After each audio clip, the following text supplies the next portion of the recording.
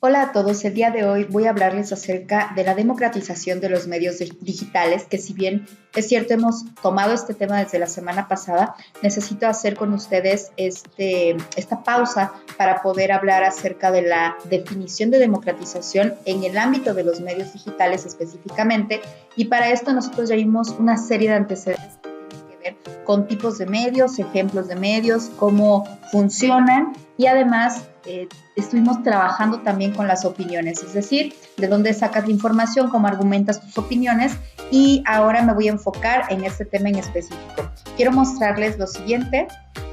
Este es un video que quiero que vean antes de que podamos ir a la diapositiva siguiente, donde les explico con un mapa mental a qué se refiere la democratización, no sin antes hacer un recorrido por los antecedentes históricos.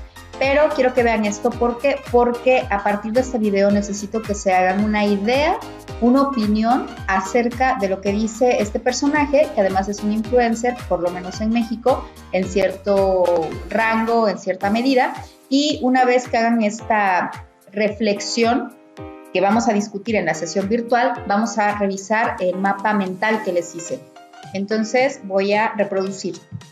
Te siento que internet es un gran megáfono, tú lo puedes usar para decir cosas chidas. Déjales en cuenta los medios de información digitales que son absolutamente democráticos. No siguen ninguna línea, nadie les dice qué decir, es la libertad más total en un medio. Que puede ser buena o mala. Somos una sociedad demasiado inteligente como para saber quién te está diciendo lo que quieres escuchar y quién te está diciendo la verdad.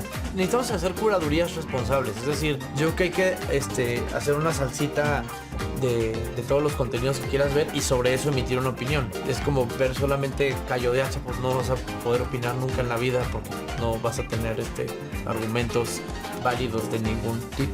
Pero si ves la Radio de la República, vas a ser el centro de la fiesta. Hola, ¿qué tal? Yo soy Chumel Torres. Pueden escucharnos todos los días en Radio Fórmula en el 103.3. No se olviden de visitar la página radioformula.mx y seguirnos en Instagram, Twitter o Facebook, como quieran, con Radio Fórmula. Ok, este es un personaje que seguramente han escuchado, conocen, un poco más de mi generación, pero todavía está vigente tanto en plataformas como YouTube como en estas plataformas de Radio Fórmula, pero dice medios digitales, es decir, su programa sale a través de un medio digital, a través de internet, no a través del medio de radio análogo, ¿ok? Entonces, bueno, no, el comercial último de su discurso no es porque yo quiero que lo sigan, sino porque se presentó allí y nos está enseñando que, bueno, él tiene una serie de opiniones dentro de su programa que se transmiten en radioformula.mx.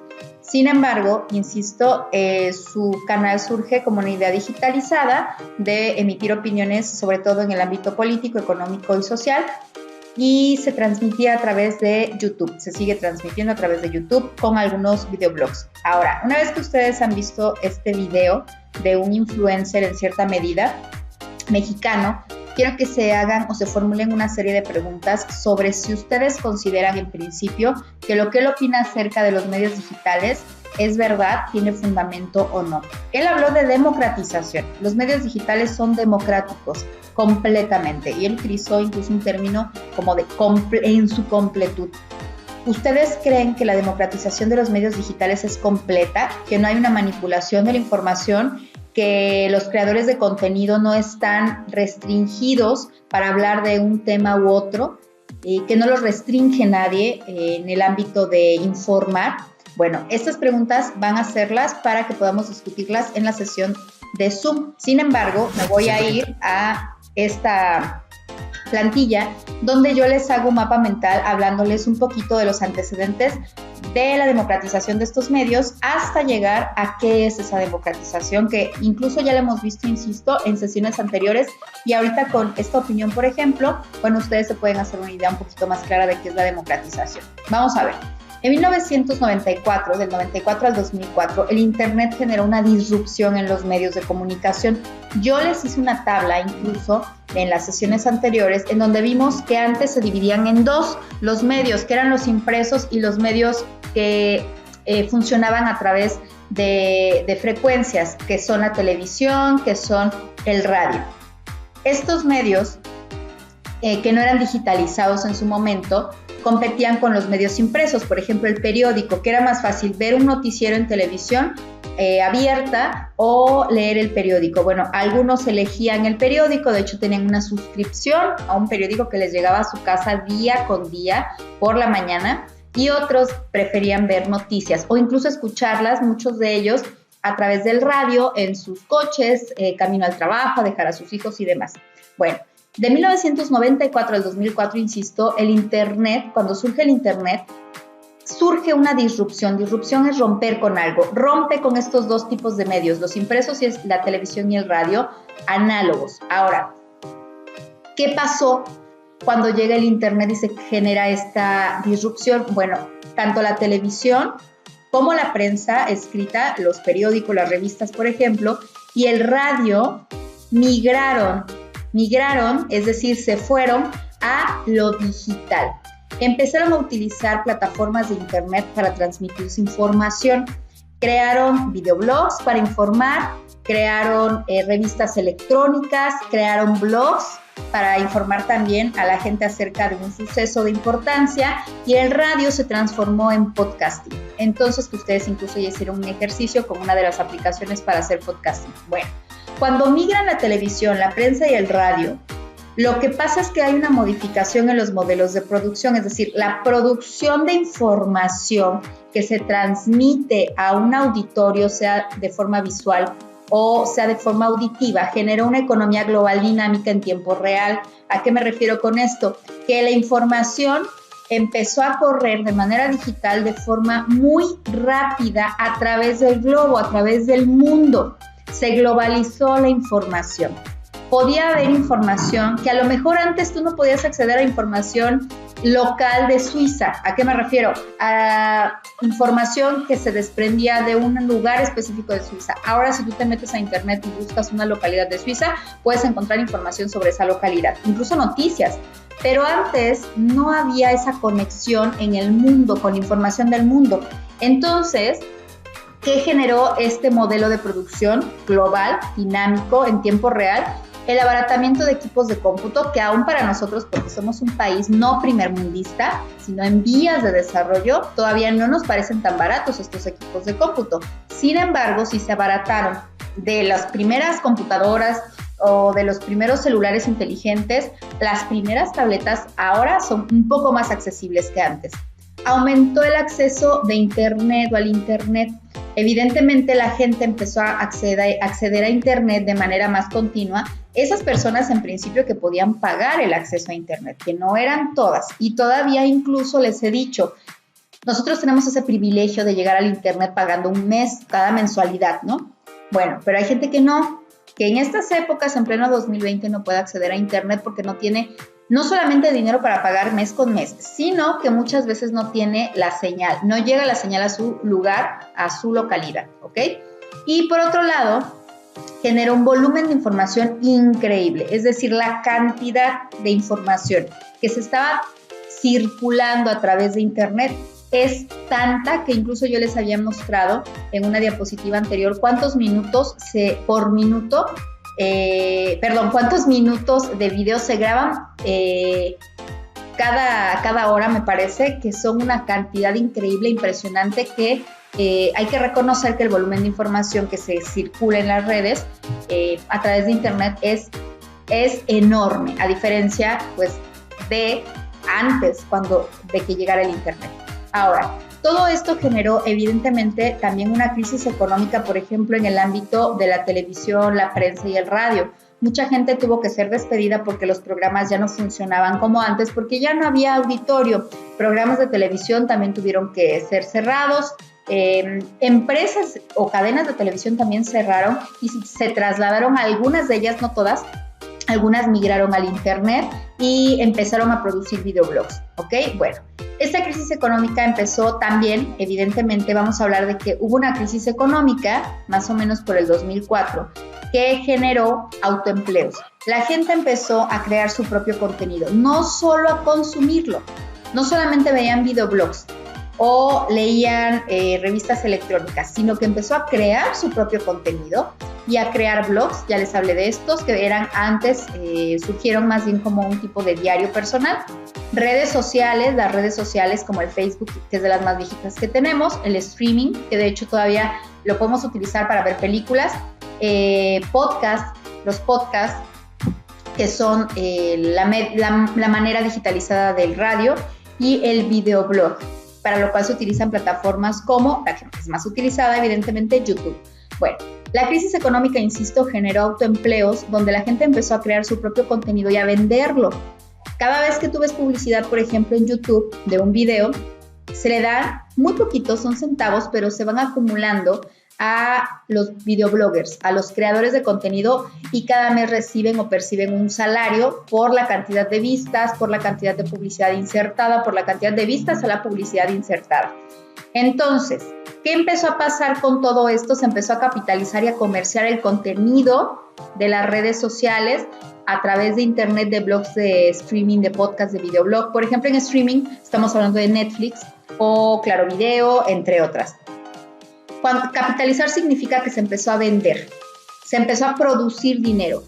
Alguien te compra tu contenido, aunque tú no te des cuenta, lo estás comprando. La mayoría, casi todos, muy pocos son los que no. La mayoría de videobloggers venden su contenido como insertan publicidad, comerciales, anuncios comerciales a lo largo del video, y si tú ves el video completo, a ellos les están pagando. Así que tú estás comprándoles su información o su contenido al ver esos comerciales. Y empezaron a comercializar incluso no solamente su contenido, sino que empezaron a vender sus ideas creativas a empresas que las pusieron en marcha. Empezaron a comercializar productos también a través de sus canales de YouTube, por ejemplo, y empezaron a generarse trabajos freelance, que son los trabajos libres, es decir, la gente que desde su casa puede trabajar sin estar adherida a una empresa. Y emprendedores, gente que empezó a emprender en negocios virtuales o en negocios a través de internet, vendiendo a través de una liga, creando sus propios productos o vendiendo los productos de otros a través de este intercambio por internet. Bueno, en el 2004 empieza esta creación de contenidos, se empiezan a compartir en internet, pero obviamente todo esto depende de la innovación tecnológica, es decir, podemos compartir esa información, podemos hacer blogs, podemos utilizar las redes sociales, podemos hacer videoblogs o consumirlos, siempre y cuando haya la innovación tecnológica para hacerlo. Es decir, si tú no tuvieras un smartphone, un teléfono inteligente, y tuvieras un celular de esos, de los primeros que hubo, Nokia, por ejemplo, entonces no vas a poder reproducir un video. Si tú no tienes datos en tu teléfono, tampoco vas a poder reproducirlo. Si tú no tienes internet, tampoco lo vas a poder reproducir. Es decir, la innovación tecnológica siempre es importante para que tú estés al tanto del flujo de información, de gran volumen de información que anda circulando por todos estos medios a través de internet.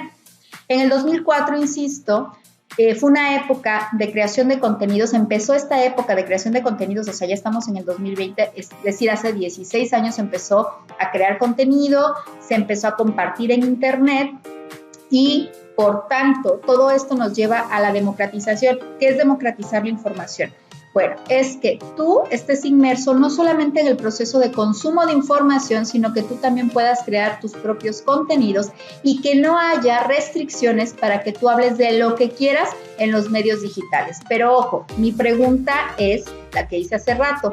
¿Es verdad que no hay restricciones? Les voy a poner un ejemplo.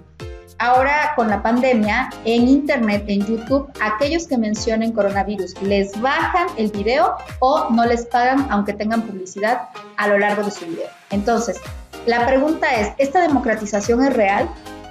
¿Era necesario democratizar la información? Es decir, que no solamente TV Azteca o Televisa, que son las dos grandes empresas mexicanas de televisión, manipularan la información.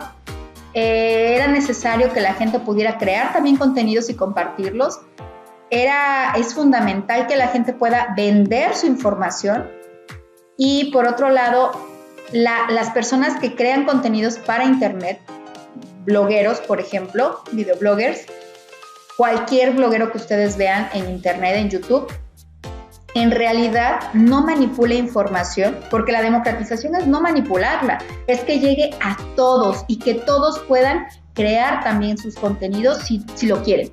es una decisión, es una decisión personal, si tú quieres crearlos, pero también es una decisión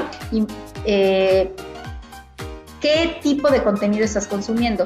Y además, por otro lado, democratizar significa que esté al alcance de todos, pero de verdad, ¿los medios digitales pueden estar al alcance de todos? Esa es otra pregunta que quiero que reflexionemos y que platiquemos y discutamos en la sesión Zoom. ¿Es verdad que todos los medios digitales están al acceso, o son accesibles a toda la población? Estoy hablando de México, por ejemplo, estoy hablando del mundo, porque estamos hablando de información globalizada, ¿ok? Entonces, ¿todos podemos acceder a los medios digitales? Porque eso es democratizar la información. ¿Todos podemos crear contenidos? ¿Todos podemos elegir qué ver o no? ¿Todos estamos o conocemos las innovaciones tecnológicas? Todo esto vamos a platicarlo en las sesiones posteriores, pero sí quería hablarles un poquito de los antecedentes de la democratización de los medios digitales y además de cómo la información puede o no estar o ser accesible para todo el mundo. Esto es básicamente lo que les quería mostrar en la sesión de hoy.